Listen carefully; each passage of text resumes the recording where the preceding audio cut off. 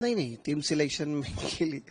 मेरे से किसी से बात होती नहीं है और ज़रूरत भी नहीं है बात करने की, क्योंकि जो एक्सपर्ट्स हैं उन लोगों को बीसीसीआई की तरफ से सैलरी मिलती है टीम चयन करने की और चलाने की, और कोचेस की रिस्पॉन्सिबिलिटी है। सुनने में आया है टीम निकली है और 2 डिजर्विंग कैंडिडेट जो हैं वो टीम में जगह नहीं बना पाए हैं। वो एक श्रेयस अय्यर और यशस्वी जायसवाल। अगर आप थोड़ा विस्तार में अगर मैं कहना चाहूँ तो अगर आप पुरानी वीडियोस निकालेंगे जहाँ पे इंडियन टीम के जो कोच हैं अभी, गौतम गंभीर साहब, वो उन्होंने एक उसी इंटरव्यू में कहा था कि यशस्वी जायसवाल एक ऐसे खिलाड़ी हैं जो कभी भी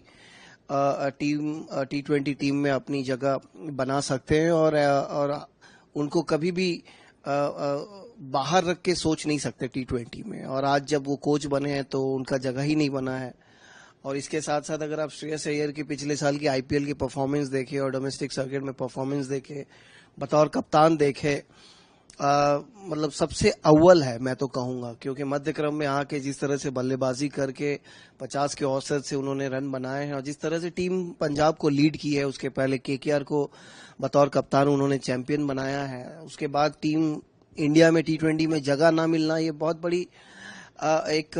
आँख खोलने वाली बात है कि ये क्यों इस तरह से हो रहा है। जिनको मौका मिलना चाहिए उनको मौका मिल नहीं रहा है। इसीलिए मैं बहुत सालों से एक ही बात कहता हूँ कि जब भी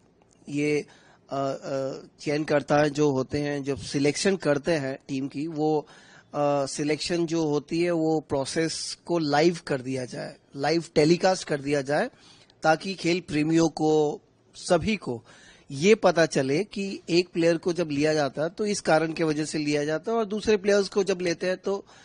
इस कारण से लेते हैं, और जिसको बाद निकाल भी रहे हैं उसको इस कारण से निकाल रहे हैं। प्रेस कॉन्फ्रेंस में आके सिर्फ 2 शब्द कह के, 2 लाइन कह के कि नहीं जगह नहीं बन रही है, लेकिन आंकड़े कुछ अलग बयां करती है, तो ये थोड़ी सी मुझे ऐसा लगता है कि 2 तरीके के बातें निकल के आती है। मैं तो थोड़ा आश्चर्य हो गया हूँ कि इतना कुछ होने के बाद भी किस तरह से ये मैच होने जा रहा है, क्योंकि मैंने पहले भी कहा था कि इंडिया पाकिस्तान का मैच होना ही नहीं चाहिए, क्योंकि दोनों देशों के बीच में जिस तरह से सिचुएशंस हैं अभी, और जिस तरह से कुछ महीना पहले पहलगाम में जो अटैक हुई थी, तो उसके बाद जिस तरह की परिस्थिति रही है, कितने सिविलियंस मारे गए, इनोसेंट सिविलियंस, और उसके बाद जिस तरह से लड़ाई हुई, उसके बावजूद बहुत सारी बातें उठ रही थी कि इसके बाद नहीं खेलेंगे, मुंह तोड़ जवाब देंगे, हर तरीके से देंगे, हर क्षेत्र के रूप में देंगे। लेकिन अचानक से कुछ महीनों के बाद सब कुछ भूल चुका है और भूल गया है। उसके बाद किस तरह से ये मैच हो पा रहा है, ये तो मेरे आश्चर्य हो गया हूँ और समझ के परे है, क्योंकि मैं पहले भी कहा हूँ, अभी भी कह रहा हूँ, किस तरह से मनुष्य का जीवन का जो मूल्य है वो शून्य हो सकता है। और खेलकूद में ऑब्वियसली पता नहीं क्या प्राप्त करना चाहते हैं, खासकर पाकिस्तान के साथ खेलना है तो बाकी देशों के साथ खेलें। हालांकि एशिया कप है, एशिया कप में ऑब्वियसली एशियन टीम्स होनी चाहिए, बट अगर परिस्थिति अगर ऐसी है जहाँ पे टेररिस्ट अटैक्स हमारे देश में होते हैं, सिविलियंस मारे जाते हैं, वहाँ पे खेलने का तो कोई सवाल ही पैदा नहीं होना चाहिए, फर्स्ट एंड फॉरमोस्ट।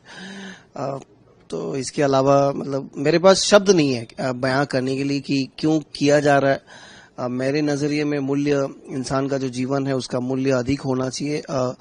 खेल से तो अधिक होना चाहिए। अगर हम लोग फॉर्म को देखें तो इस इंडिया पाकिस्तान के 3 मैच हो सकते हैं। 14 तारीख को पहला मैच है, आप क्या मैच देखेंगे या आप बॉयकॉट करेंगे? कहाँ, सवाल ही पैदा नहीं होता है देखना, मतलब सोच भी नहीं सकते आप। अगर सही संतुलन वाले इंसान हैं, कभी आप मान ही नहीं सकते कि जिन परिवारों के सदस्य गए हैं, उस टेररिस्ट अटैक में मारे गए हैं, उन लोगों के बारे में अगर थोड़ी सी भी अगर समय निकाल के सोचे ना, और जिनकी प्राण गई है उनके बारे में सोचे, और जिस तरह से हमारी आर्मी, एयरफोर्स, जिस तरह से बाकी सभी हमारी सोल्जर्स जितने भी हैं, जो लोग भी लड़े, सीज फायर हो गई, बीच में होनी नहीं चाहिए, हम लोग अपर हैंड लिए हुए थे वहाँ पे, नस्तनाबूद कर देना चाहिए था, लेकिन अब क्यों रुक गई? हाल फिलहाल में हमने आर्मी के एक ऑफिसर को भी सुना है कि उन्होंने कहा कि हम लोग चाहते तो वहां पे जो मिलिट्री ये थी स्थानें थी वो सब उड़ा सकते थे, लेकिन पॉलिटिकल प्रेशर की वजह से नहीं ऑर्डर आया। तो ये सब जब सुनते हैं तो बहुत खराब लगता है, क्योंकि लोगों के बीच एक गलत मैसेज जाता है कि नहीं कि हम लोगों ने मुंह तोड़ जवाब दिया। लेकिन असल में जो बातें उठ के आती हैं, जो लोग पदाधिकारी हैं आर्मी के वहाँ उनके जुबान से हो और बाकी जिस तरह से लोगों की जान गई है, उसके बाद सवाल ही नहीं पैदा होता है। मैच तो दूर की बात, मैं तो अब क्रिकेट बहुत कम ही देखना शुरू किया, मतलब कम ही देखता हूँ आजकल।